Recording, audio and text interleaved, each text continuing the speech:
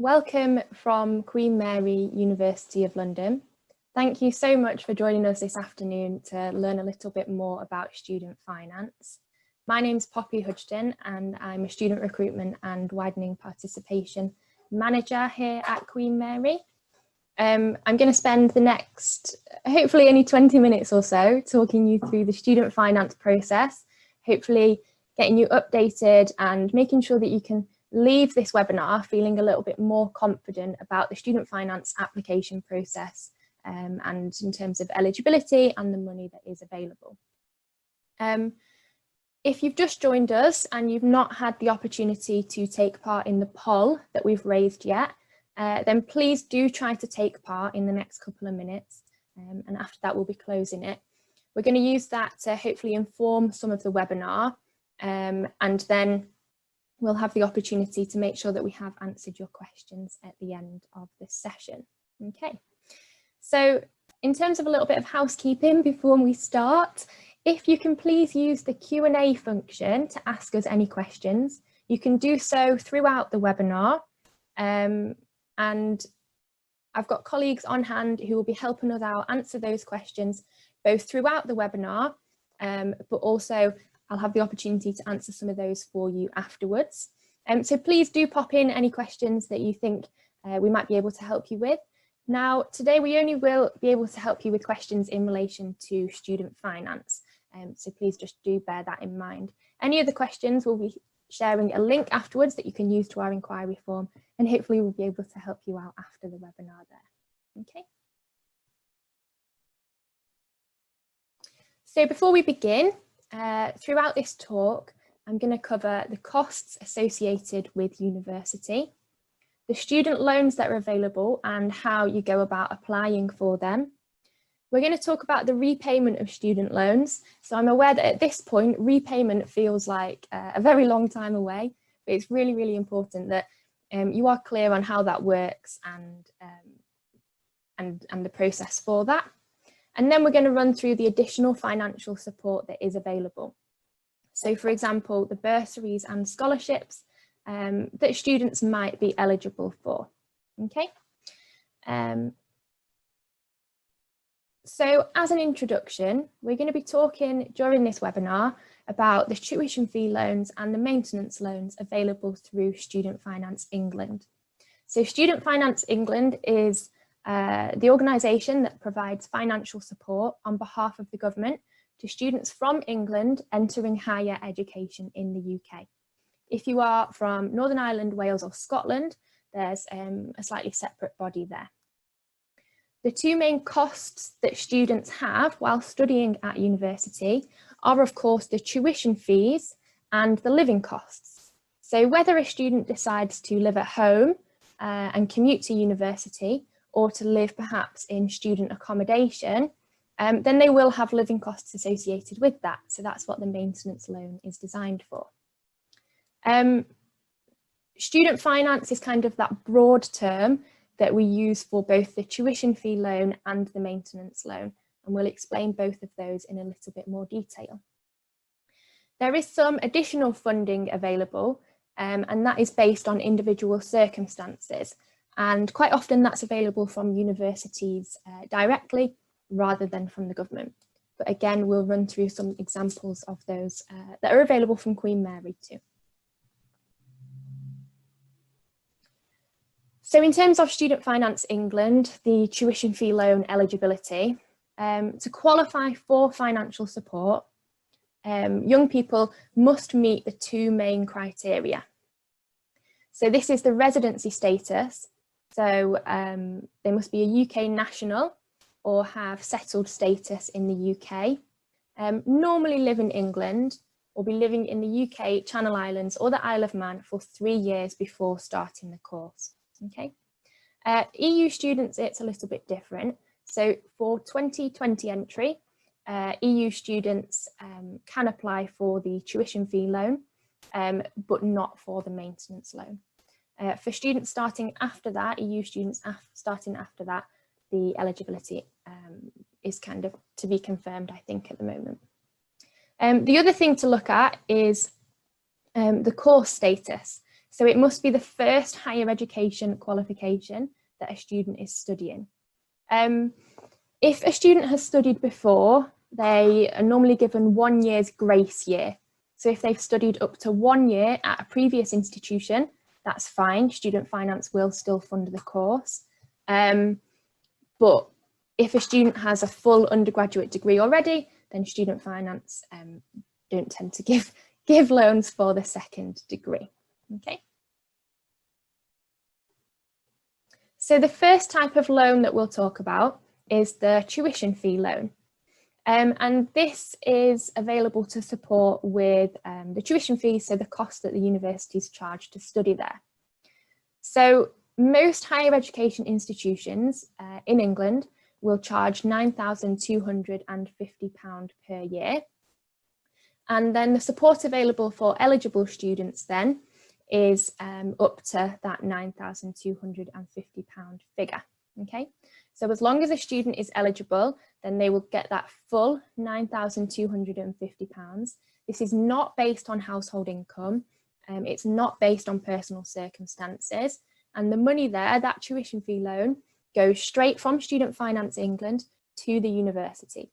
The student doesn't see that money. They don't need to worry about paying the money out of their bank account. Kind of the pressures that come along with that. It goes straight directly to the university from Student Finance England. So that's the tuition fee loan. In terms of support for living costs, there is a maintenance loan available. Now, whether a student decides to move away for university or perhaps to study more locally and travel in, they will still have costs associated with travel. Perhaps you might want to charge a little bit of rent at home, food, books, course materials, that kind of thing. So there's a maintenance loan available of up to £12,010. This loan, again from Student Finance England, this one is means tested. Okay, the amount that a student is eligible for is based on a number of factors, so I will run through them, but it does also depend on the location of study. So for example, if a student decided to move away from home and live in student accommodation and study in London, then they'd be eligible for a higher amount than if they decided to either study outside of London or to live at home with parents, with family. Okay. There are also then scholarships and bursaries. Now this is non-repayable money that might be available from individual universities. They'll be able to give you a few examples of that a little bit later on. So in terms of the maintenance loan, now these figures are for 2020-21 study. If a student is living in the parental home whilst they study, they could be eligible for up to £7,747. Okay. If they decide to live away from home but study outside of London, the maximum loan is £9,203. And if they decided to live away from home but study in London, then the maximum loan is £12,010. Now the figures vary slightly each year. So whether you're starting university this year or whether you're due to apply to university and start next year, I would really recommend that you use the student finance calculator on the government website. This allows you to put in all of your personal details, where you're planning to study, what course you're planning to study, and it will give you a more accurate figure. It allows you to put in things such as household income to let you know how much you would likely to be eligible for. Okay. So with regards to how the maintenance loan is assessed, now this is based on household income from the previous tax year. So for students that would be due to start university in 2020, in 2021, no, I'm getting myself confused. Students due to start university in 2020, it would be based on the 2018 to 19 tax year, okay? Students due to start university in 2021, it would be based on the 1920 tax year, okay? So we're aware that that might make a difference for a few people at the moment. And so what I would say is that if more recently your income has been affected, then you can ask Student Finance England for a current year assessment, okay? So if your finances are particularly different this tax year than they were to the previous tax year, I would ask Student Finance for a current year assessment, because it might mean that the young person is eligible to a slightly higher maintenance loan, okay? Sorry, I hope that was clear enough. The income includes all taxable income, including household salary, rent from additional properties. If you rent out a room at home, for example, it includes the money that you get from that.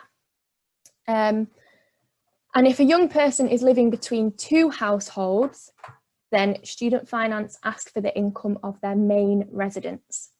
So maybe where the student lives for the majority of the time, okay? So this is to give you a bit of an example. Down the left-hand side, you've got the household income.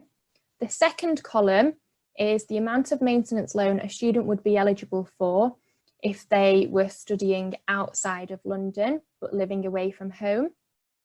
The third column is if a student decided to live at home and commute to university. And then the fourth column is if a student was studying in London, but living away from home, okay? So you can see that the amount a student would be eligible for is different, and it's based on a sliding scale, okay? So if the household income is less than £25,000, they would get that maximum maintenance loan. And then at the top, it is capped at that point. So anyone whose household income was over, say, £70,000, they'd still be eligible for a maintenance loan, but it would be at that minimum figure that's at the bottom of the table, okay? So we'll leave that there for a couple of minutes just for you to have a little look at and to get an idea of what your young person might be eligible for. But as I said, my top recommendation would be to visit the Student Finance Calculator and to put in your exact household income and personal circumstances to get a clearer idea of what you would be eligible for, okay? So I'll just leave that with you a couple of minutes to have a look at, and then we'll continue.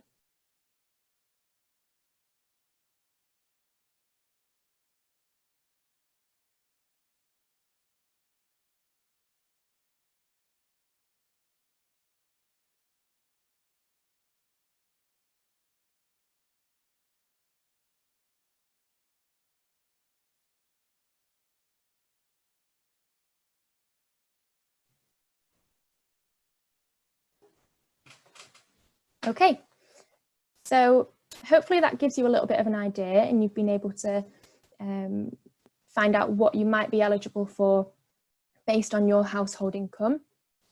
What we'll move on to next is how you actually apply for student finance. So how you apply for that tuition fee loan and for the maintenance loan. Students in England need to log on to www.gov.uk/student-finance. We recommend that students, particularly students that would be starting next year, do apply as early as possible. So the application window is from February and normally to around the end of May. For students starting university this year, the deadline for on-time applications is the 22nd of May. So that's next Friday. So I do recommend that you do your student finance application as soon as possible if you are starting university this year. Now, you can apply for student finance after that deadline, so after that 22nd of May, but you're not guaranteed to get your student finance on time. So please do it as soon as possible. Student finance quite often ask for some additional details, so for parents or carers to submit evidence of household income. So it's really important that you try to give yourself enough time to do the application. Now, the student would log on to Student Finance website and start the application. They will put in their details of where they think they're going to go for university and what course they are wanting to study, so perhaps their top choice. but they can always change this around later on. So if your circumstances change, if you end up going to a different university or studying a different course, you can log on to the Student Finance website and change your option. So you don't need to worry about having a confirmed place or knowing exactly where you're going to start studying. Okay. So once the student has done their section of the application, it will ask for an email address of a parent or carer, and they will complete all the specific details based on household income of the previous tax year. Okay. After that point, Student Finance will send you an estimate of the maintenance loan that you would be eligible for, and you're asked to sign a declaration. Okay. So just to reiterate, for students starting university this year, the deadline for on-time applications to Student Finance England is Friday the 22nd of May. Okay. So with regards to repayment, so whilst this may feel like a really long time away, and particularly for students, it's really important that we do all know where we stand with student loan repayments.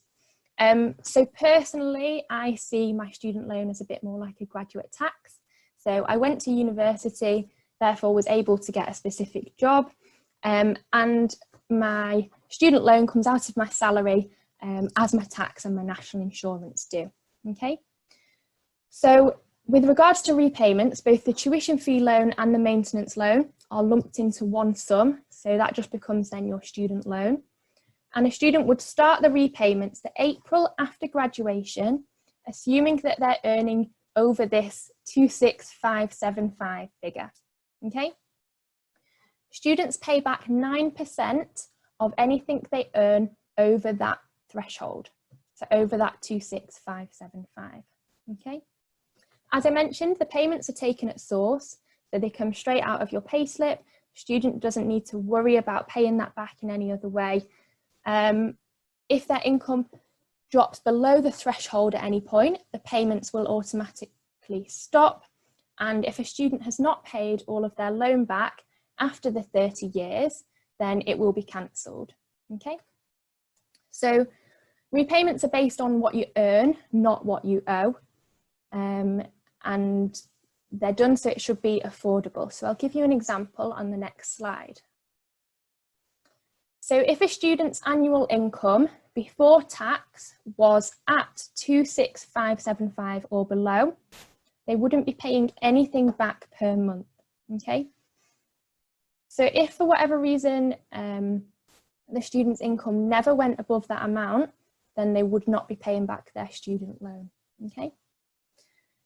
After that point, anything they earn above that, they pay back 9% of. So for example, if a student's graduate salary was £27,000 the April after they graduated, they'd be paying back £3 a month out of their salary. So it's really not a big figure. If they were earning £31,000, they'd be paying back £39 a month. Okay, so it is done on a sliding scale and it's based on what the student earns. The student loan is not then linked to a parent or a carer. It's the student's loan. Okay, so parents don't need to worry about paying that back. If you did want to pay back the money early, then you can do. There aren't any penalties for doing so, but that's purely personal choice. You wouldn't be asked to do that. With regards to interest, interest is applied to the loan from the date it is taken out, and it's based at a rate of RPI plus up to 3%. And that up to 3% is on a sliding scale depending on where you are, so whether you are studying, and then afterwards, depending on how much you are earning. Okay, so there's some figures at the bottom there. And again, I'll just give you a minute to have a little look at those figures.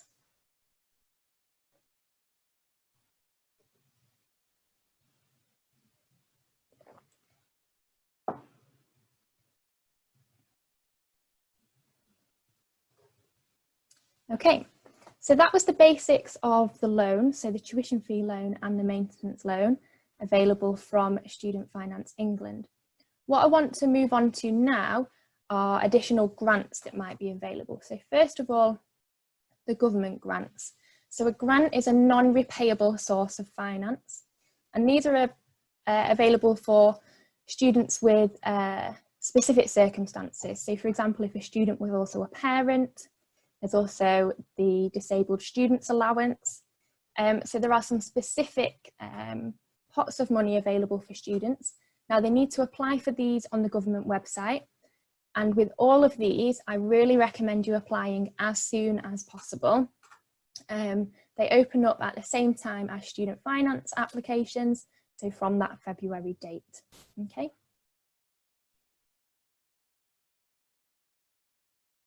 So looking into bursaries and scholarships, so this is the non-repayable money that is available from universities. So a scholarship is normally a financial award, and it's usually based on perhaps academic performance, perhaps a sporting achievement, recognition of contributions to the community, for example.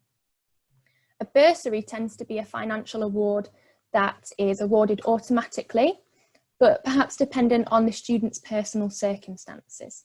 So I'll give you an example. The Queen Mary bursary supports undergraduate students who are most in need of that financial support. And the amount that a student might be eligible for is dependent on their household income, okay? So if a student has a household income of less than £20,000, the Queen Mary bursary is £1,700. If the household income is between £20,000 to £30,000, the Queen Mary bursary is £1,000. So hopefully that gives you an idea. Now, on your student finance application, we'd really recommend you tick in the box that says, I'm happy for Student Finance England to share my household income with the university. That means that we can automatically assess you for bursaries that are based on household income. So it means that you don't then need to do a separate application to the university. So that's kind of one of my top recommendations. Please try and tick that box. It does make things a lot simpler for both the university, but also for yourself in terms of not doing that second application.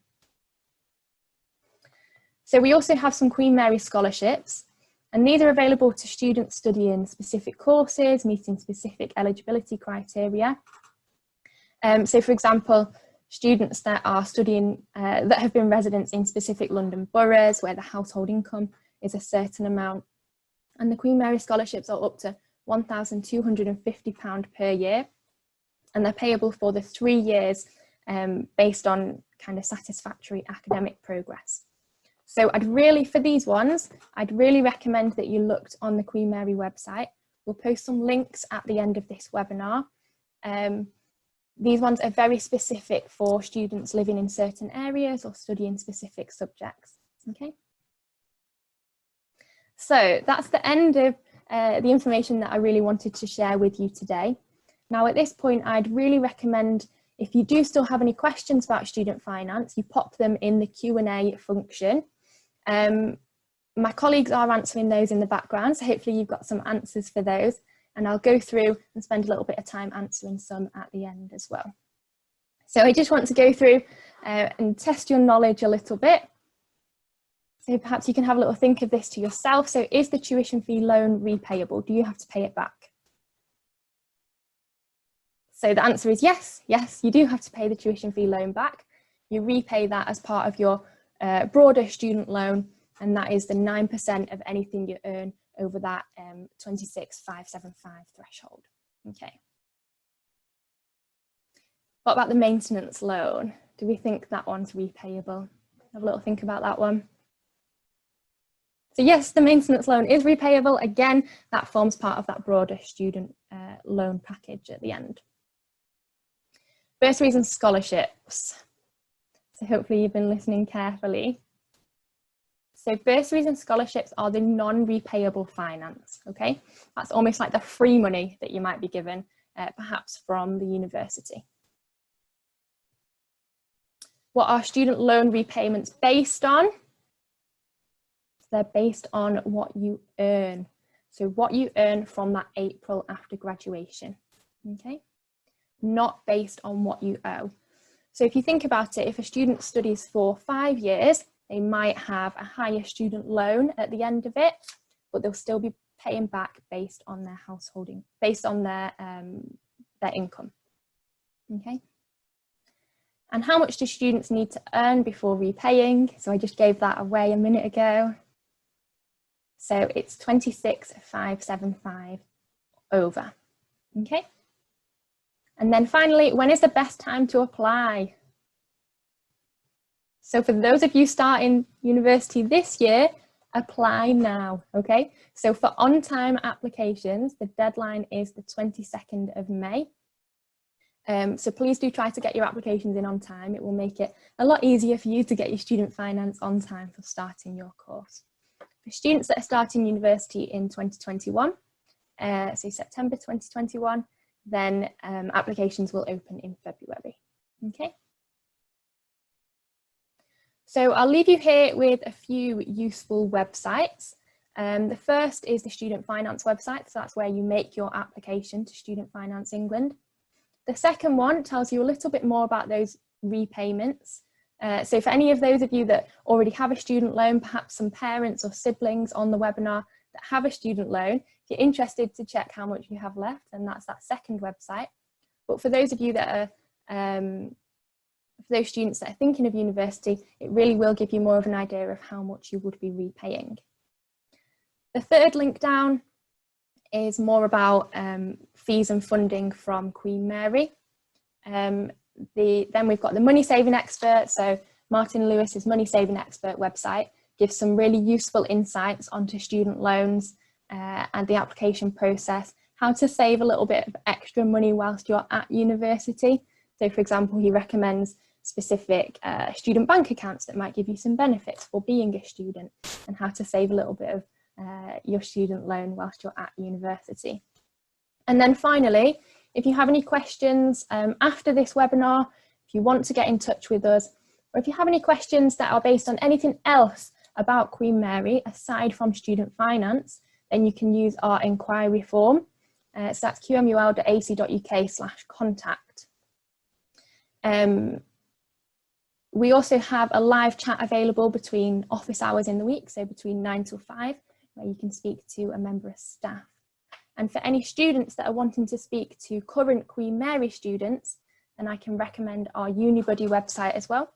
So if you search in Google Queen Mary Unibuddy, then you can speak to some of our current students on there. So that's a really good resource.